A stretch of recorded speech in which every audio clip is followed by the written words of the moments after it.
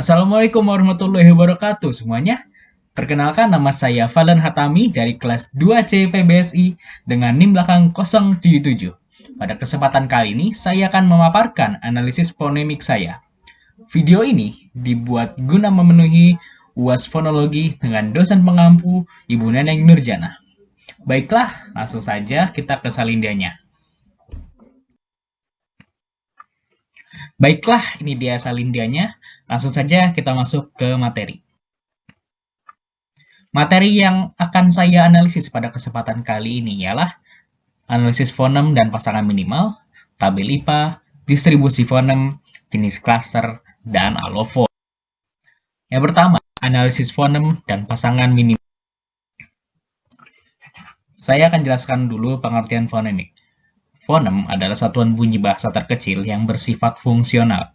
Artinya, satuan memiliki fungsi untuk membedakan makna. Fonem dapat juga dibatasi sebagai unit bunyi yang bersifat distintif atau unit bunyi yang signifikan. Variasi fonem karena pengaruh lingkungan yang dimasuki disebut alofon. Gambar atau lambang fonem dinamakan huruf. Jadi, fonem berbeda dengan huruf. Lalu selanjutnya, pengenalan fonem. Untuk mengenal dan menentukan bunyi-bunyi bahasa yang bersifat fungsional atau fonem, biasanya dilakukan melalui kontras pasangan minimal. Memang tidak mudah mencari pasangan minimal dalam sebuah bahasa. Dalam hal ini, pasangan minimal ialah pasangan bentuk-bentuk bahasa yang terkecil dan bermakna dalam sebuah bahasa. Biasanya, berupa kata tunggal yang secara ideal sama, kecuali satu bunyi berbeda. Bunyi yang berbeda itu saling bertentangan dalam posisi atau distribusi yang sama. Selanjutnya, dalam mengenal fonem, terdapat beberapa pokok pikiran umum yang disebut premis-premis fonologis.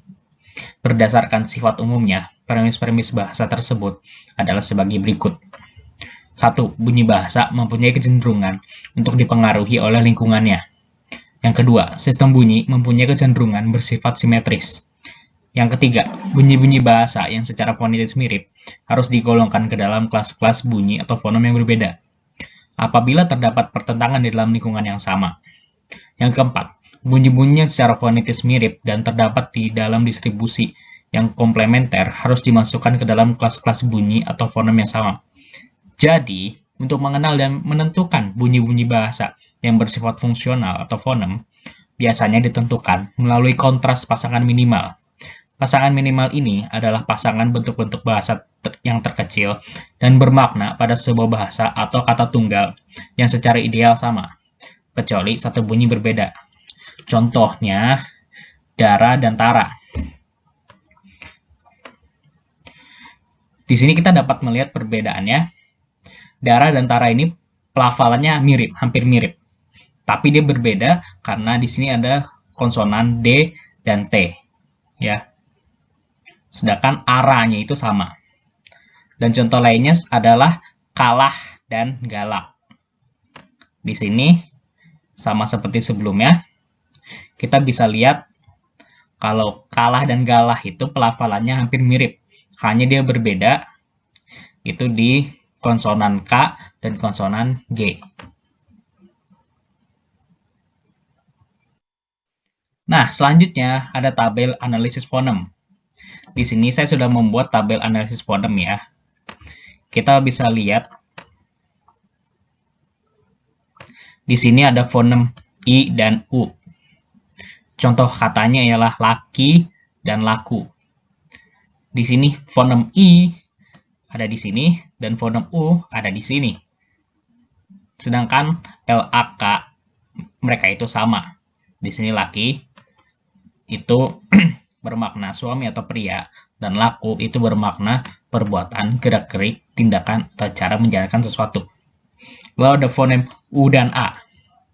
Di sini contoh katanya adalah ibu dan iba. Lalu yang selanjutnya adalah fonem A dan I. Di sini contoh katanya adalah mata dan mati.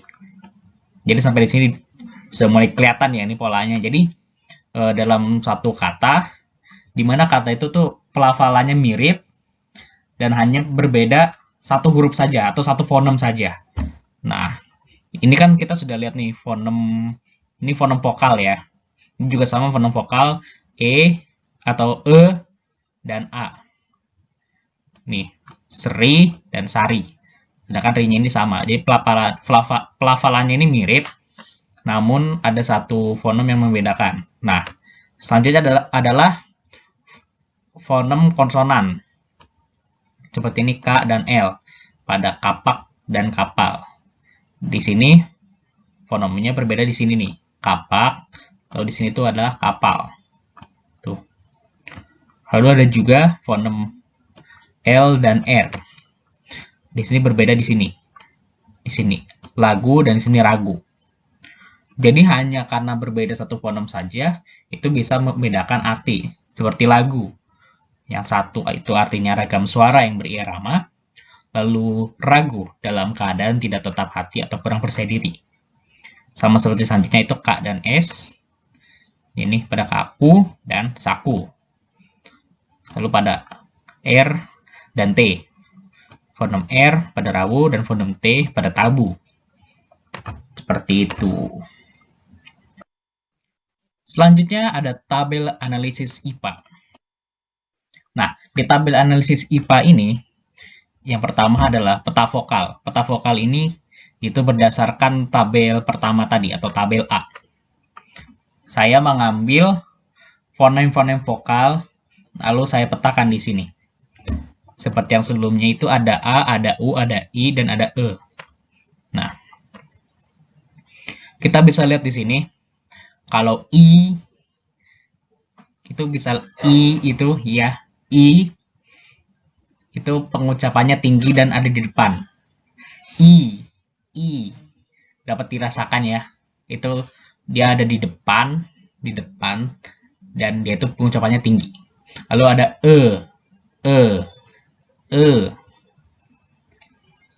ya, yaitu dia ada di depan dan pengucapannya sedang. Lalu ada U. Dia itu pengucapannya tinggi, namun dia ada di belakang. U. Dan yang terakhir itu ada A. Di mana dia itu pengucapannya rendah, dan dia terletak ada di tengah. Lalu selanjutnya, ini adalah fonem-fonem konsonan yang saya petakan di sini. Di sini ada t, ta, lalu ada k, ka, ta, ata, ka, aka, lalu ada ra, ara, lalu ada sa, asa, lalu yang terakhir ada l, la, ala, di sini ta dan di sini t dan k itu mirip ya, jadi te, ta, ata, ka, aka. Dia itu pelafalan itu plosif atau letupan. Lalu r itu trill atau getaran, ra, ara. Sedangkan s itu frikatif atau geseran, sa, asa. Lalu L itu aproksiman lateral, la, ala. Selanjutnya ada tabel distribusi fonem. Jika di A tadi kita menganalisis pasangan minimal dan kita belajar sedikit tentang fonem, di sini kita akan mempelajari soal distribusi dari fonem-fonem tersebut. Distribusi fonem adalah letak atau posisi suatu fonem dalam suatu satuan yang lebih besar, yaitu tutur, morfem, atau kata. Dalam satuan yang lebih besar dari fonem itu, terdapat 3 posisi untuk setiap fonem, yaitu posisi awal, posisi tengah, dan posisi akhir. Sebuah fonem berdistribusi awal apabila letaknya terdapat pada awal satuan itu dan disebut berdistribusi medial. Apabila fonem itu terletak di tengah satuan itu, serta berdistribusi final bila fonem itu terletak pada akhir satuan itu.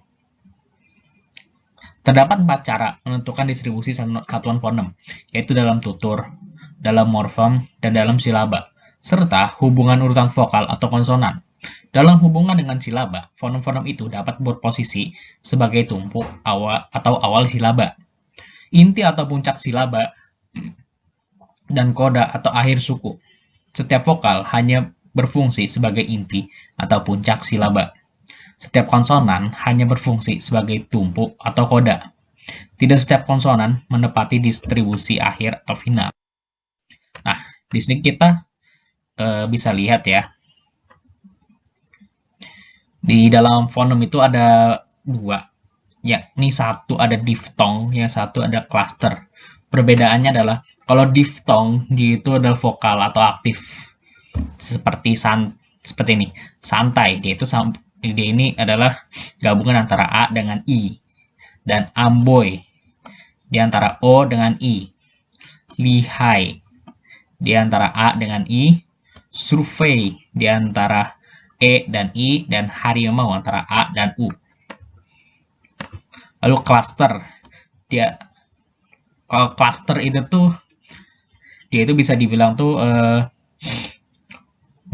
dia adalah fonem-fonem konsonan, gabungan fonem-fonem konsonan. Di sini adalah drama dengan DR, blokir dengan BL, klinik dengan KL, plaster dengan PL. Nanti akan kita telah lagi. Ini baru pembukaan saja. Nah, sekarang saya akan paparkan di tabel distribusi fonem saya. Di sini saya ada contoh misalkan fonem A. Fonem A ini kan berarti huruf A atau fonem A. Nah, di awal dia itu contoh katanya adalah ayah. Ini A. A di sini ayah. Lalu kalau di tengah dia seperti ada laki, laku, dan kakak. Di sini juga bisa.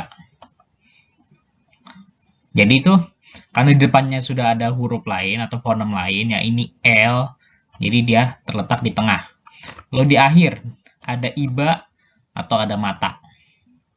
Jadi di akhir ini tidak boleh ada fonem lain selain fonem A ini. Lalu ada fonem I. Fonem I seperti tadi di awal itu I, ikan, iba, rasa ibu ini ya, ibu. Lalu di sini ada pintu, ya. Jadi di tengah karena di depan sudah ada fonem lain, fonem P. Lalu di sini untuk akhir dia ada tapi, seri, dan sari. Lalu ada juga U, yaitu ukir, rusuk, baru. Lihat di tengah, nih di awal. Ekor, E, ekor, tengah, akhir. E, emas, ruwet, tengah, akhir. O, awal, tengah, akhir. Lalu vokal diftong, contohnya di sini adalah air, di depan, di depan adalah air, di tengah ada gaib, di sini ada fonem G, lalu tadi adalah abai. Nah, kalau tadi kan distribusi vokal, sekarang adalah distribusi fonem konsonan. Di sini ada fonem B, jadi dia diawali dengan fonem B itu B bahasa, lalu di tengah itu ada, di sini ada sebut ya. Di sini ini B, ini fonem B di tengah karena dia sudah didahulukan oleh fonem S dan fonem E, dan juga di akhir. Dia diakhiri dengan fonem B lagi. Adap. Sama dengan sebelumnya P, ini panitia, awal, apa, tengah, siap, akhir. T, tali, mata untuk tengah, dan rapat untuk akhir. D untuk 2, tengah ada, akhir abad. Lalu fonem K, di awal ada kami, tengah paksa, akhir politik. Lalu untuk fonem J, di awal ada gagap, di tengah ada tegar. Ini juga bisa nih. Di sini kan ada G. Ini kalau mau dipakai sebagai fonem di tengah, fonem G di tengah juga bisa ya nih. Tuh, ini juga bisa. Lalu ada yang akhirnya ada mak. Ini masih mah ya, sakit mah gitu, sakit lambung. Ini ada fonem C. Ini ada cakap dan becak. Saya sudah cari kemana-mana, mungkin tapi saya tidak menemukan fonem yang berakhiran dengan kata yang berakhiran dengan fonem C. Jikalau ada, silakan komen di bawah, nanti akan saya koreksi. Selanjutnya ada fonem J, yakni awal jalan, tengah manja, lalu akhir adalah bajat. Oke, ini for your information, untuk info sedikit saja. Ini bacanya bajat ya. Ya, ini bacanya bajat. Ini bukan merek. Kalau merek ini nih bacanya bajai. Tapi ini sudah masuk KBBI. Dibacanya itu adalah bajat. Akhirnya itu pakai J. Ya, bacanya itu bajat, bukan bajai. Seperti itu. Karena ini termasuk KBBI dan ini itu bukan nama merek. Kalau mereknya bajai. Kalau yang di KBBI itu bajat. Lalu fonem F ini ada fakir untuk awal, kafan untuk tengah, akhir adalah maaf. S, suku, asli, lemas. Lalu ini maksudnya nih, SY ya, syak gitu, seperti syak, asyak. Di sini ada syak, masyarakat, arashi. Di sini ada Z, zalim, wazir, dan aziz. Selanjutnya, fonem H untuk hari, lihat, tanah. M, diawali maka, tengah kami, akhir diam. N, nama, anak, daun.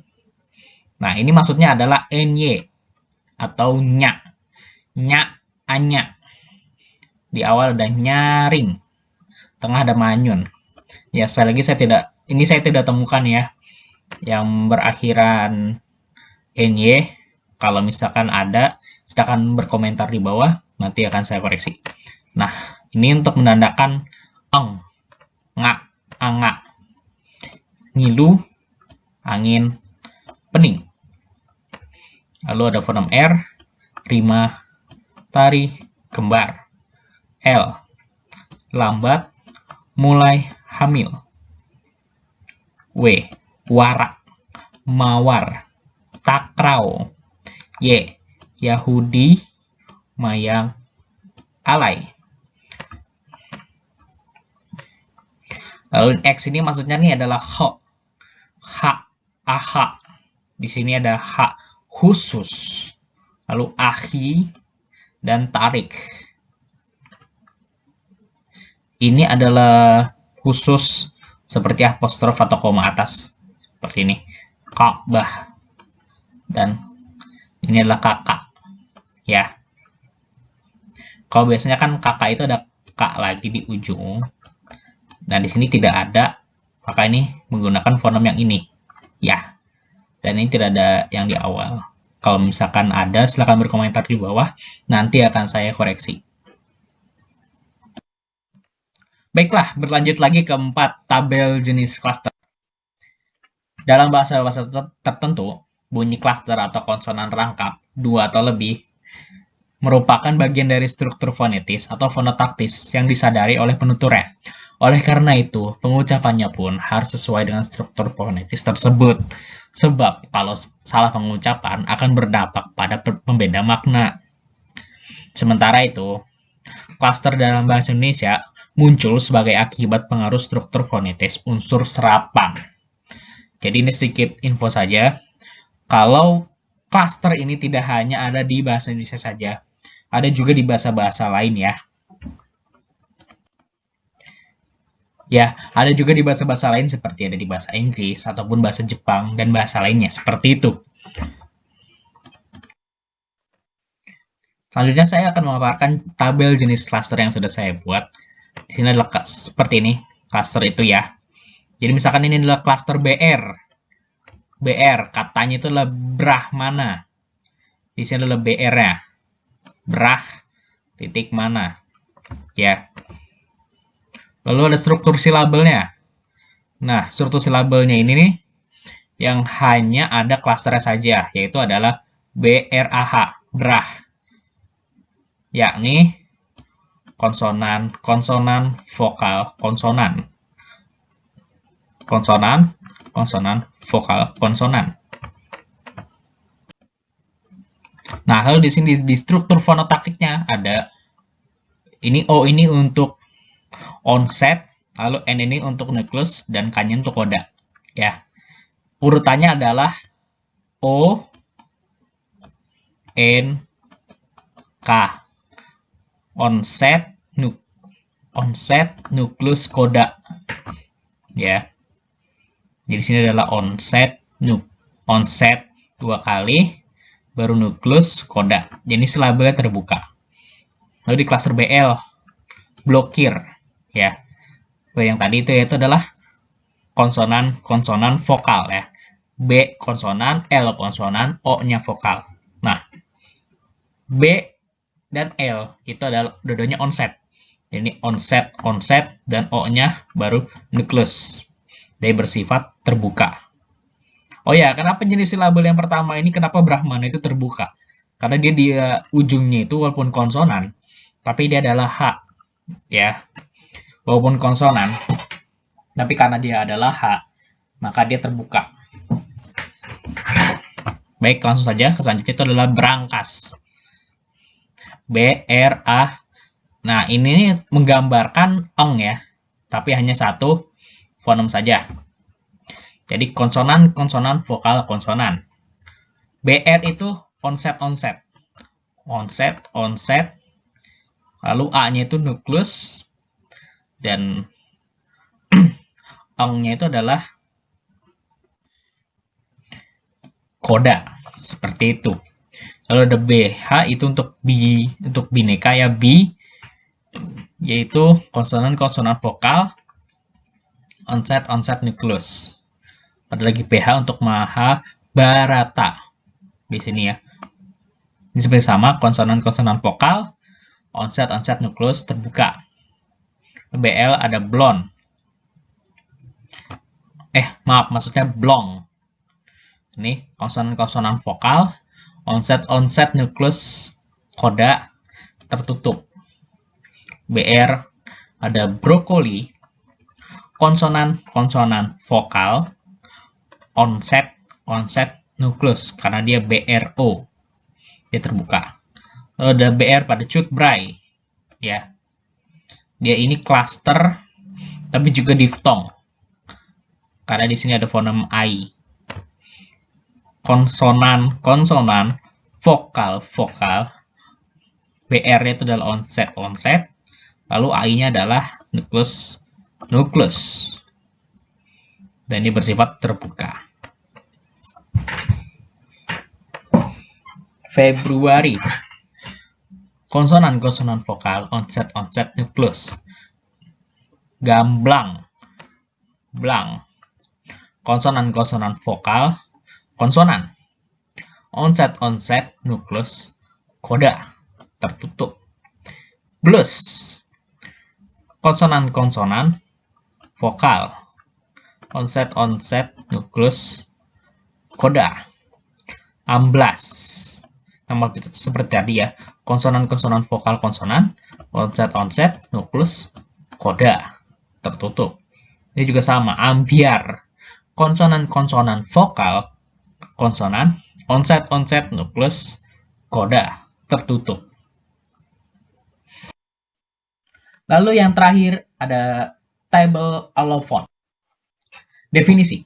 Allofon adalah perbedaan bunyi yang tidak menimbulkan perbedaan makna. Misalnya I dan I dalam menangis. Allofon merupakan keseluruhan realisasi pengucapan fonem. Artinya, banyak mempunyai kesamaan dalam pengucapannya. Allofon suatu fonem dapat juga menunjukkan ciri hubungan yang disebut bervariasi bebas.